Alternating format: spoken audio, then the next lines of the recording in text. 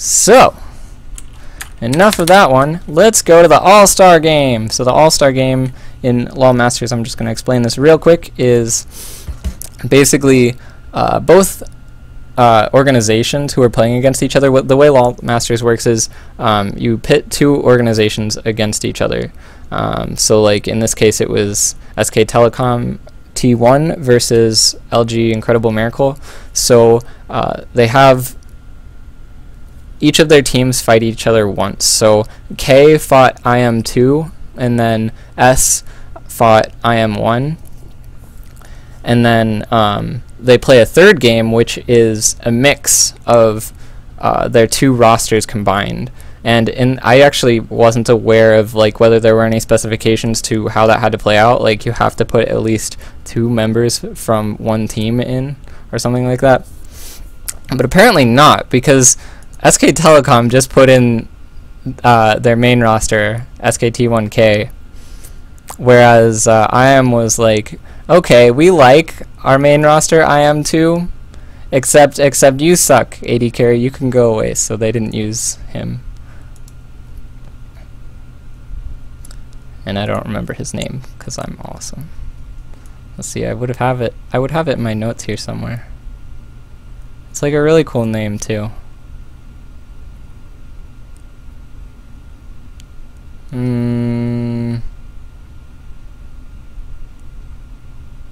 don't know. He didn't really do anything good in that game, which is probably the reason why they didn't put him in. But anyway, yeah. So for this game, it was actually really interesting how SKT1K chose to play it out. And I really loved how they played out this game, because it was just awesome. So yeah, first of all, let's look at SKT1's team comp before we like start talking about the game. Oops. So SKT has like a really weird team composition. Like I've never seen them run anything like this, especially not recently, because they've been kind of straying away from the Evelyn, and like I haven't seen Zach in forever, and I definitely haven't seen them play Sona in a while. In fact, I don't know if they ever played Sona, because Pumandu always played Nami. But anyway, so like they have this really good early game composition. Like they should win lanes theoretically, and they have an Evelyn, which is actually the most important thing, because IM's team composition is purely a fast push composition. The only thing that they can do with this team is push towers, because I mean, let's be honest, Nunu doesn't do much in like a balls out team fight. Ziggs is pretty good just because he's overpowered as of 4.1, probably not 4.2. They reverted the change to his bombs, or his minefield, that made him so good at wave clear. But anyway, like Ziggs mainly there for wave clear and tower damage and poke. Sivir mainly there for disengage, wave clear, tower damage, and Nami mainly there for disengage. So like in a 5v5 team fight, T1K probably wins this. Whereas the IM All-Stars team,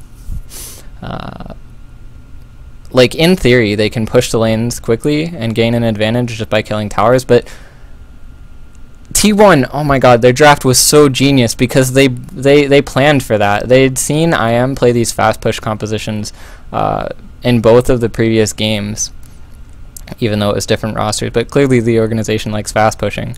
And they're like, okay, you can push the lanes all you want, and we're going to pick Evelyn. So that's what they did. And let's see how that works out. So right off the bat, we see Kuro in the mid lane. What's he doing? He's pushing. So what's Bengi going to do? He's going to kill him.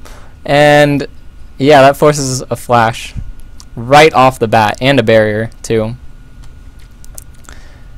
So yeah, like we're already seeing, oh yeah, this is their plan, because I'm gonna be totally honest with you here. SKT will win this game if IM does not push quickly, does not shove up towers. But they can't shove towers because Evelynn will kill them.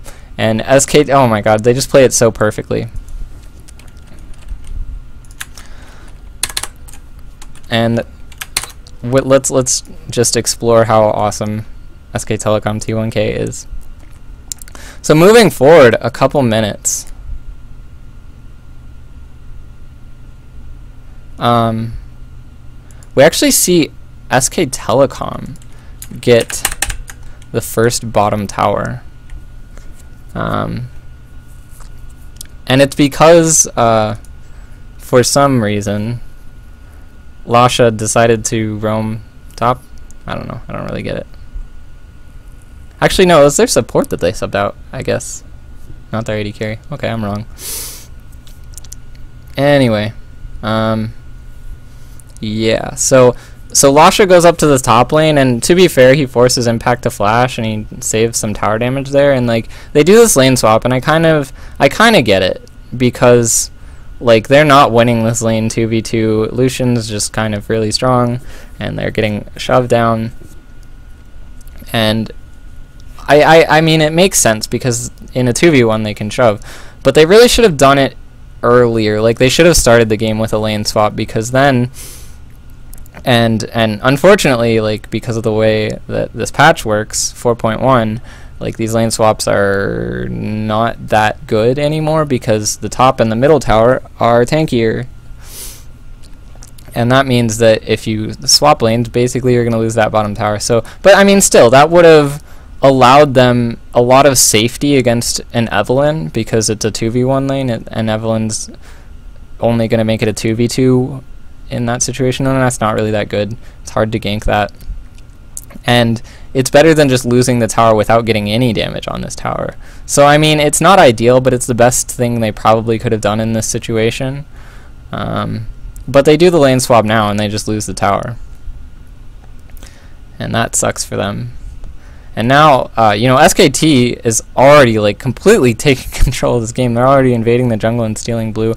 And we're going to see that like throughout the game.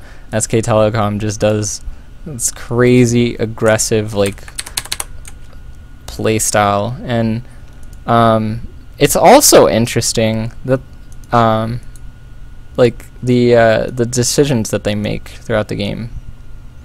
And actually, the next example is like coming up right now, so I'll just keep it where it is. But you see now, IM definitely has more members on the top side of the map, so they're gonna be like, okay, let's take their blue. And to be fair, they actually do force SKT1 off of the blue because they have more members over here. But at the same time, they have, and they got that tower, so I mean that's pretty good for them. But at the same time, they have Violet, or not Violet and Lasha, Piglet and Casper. Wow, it's really hard to not say Pumandu. But they have Violet, or Piglet and Piglet and Casper. Shut up. Piglet and Casper pushing this bottom lane, so they've already done like 50% damage to the tower. And I've talked about this before, but tower damage is progress, and so like this tower, if they come to it later, or if they keep hitting it right now, is going to be just that much lower. So like even if you're not going to kill the tower, it's still worthwhile to hit it because that's progress, and that progress matters. And you know, we saw that last game where getting the tower down to 50% allowed them to rotate there and quickly deal with it. But okay, let's look at what's happening right now. Impact has this minion wave pushed up to him, so he is gonna do this thing that we call freezing that I've been talking about so much. He's gonna freeze the minion wave here and just like sit on it, and SK Telecom is gonna kind of pull a CJ into his Blaze a little bit, because Blaze used to do this all the time, although with more late game oriented compositions, and you know, they would basically just try to stall the game for as long as possible until their champions were stronger.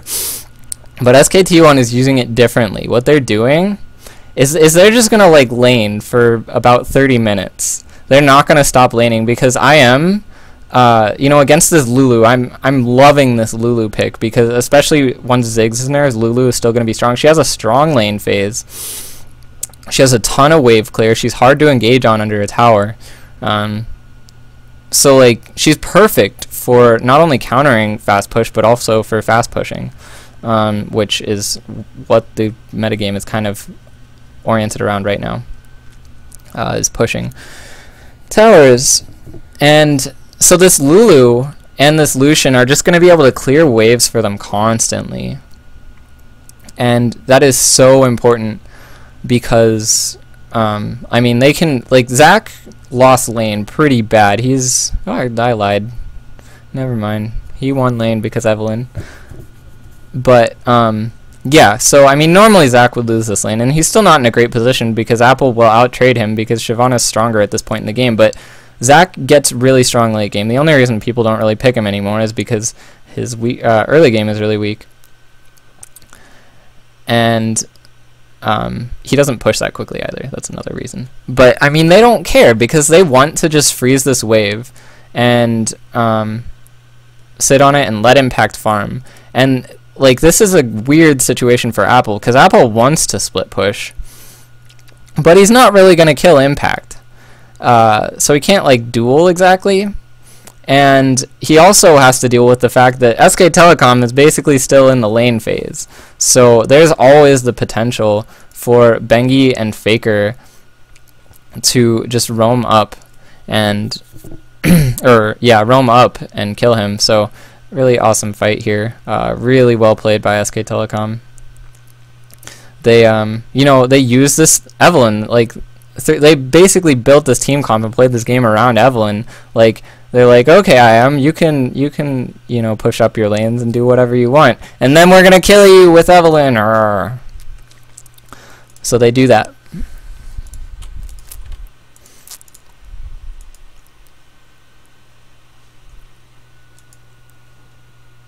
So yeah, the next thing is at about a minute from now, and we're gonna see exactly what I was talking about, because I know what happened in this game.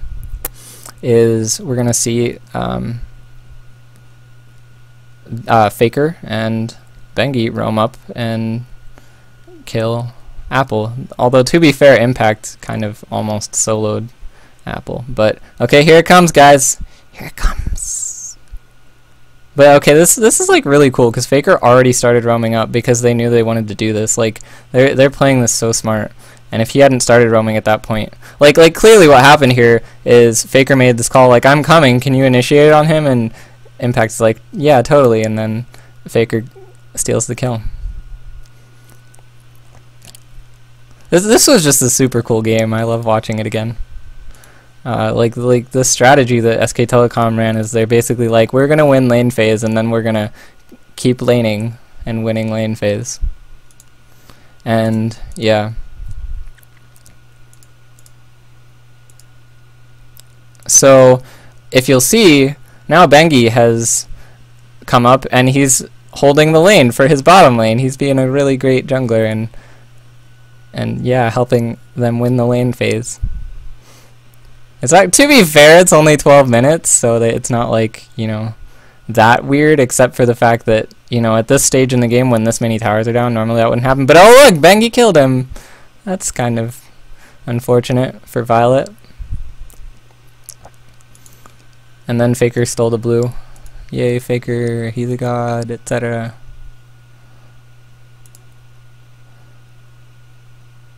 So this is only 16 minutes in the game. They're 10-0. They kind of just won the game by outplaying IM. Like, but the point is, this is actually the first time in the game that they group up. And they kill Reignover. And yeah, like they don't actually have that strong of team fighting, and you know, we see them kind of later on in the game they lose some, or they don't exactly lose some team fights, but they don't do super well because, I mean, IM still has strong engage. I said they didn't earlier, but I mean, really what they have is disengage, which allows them to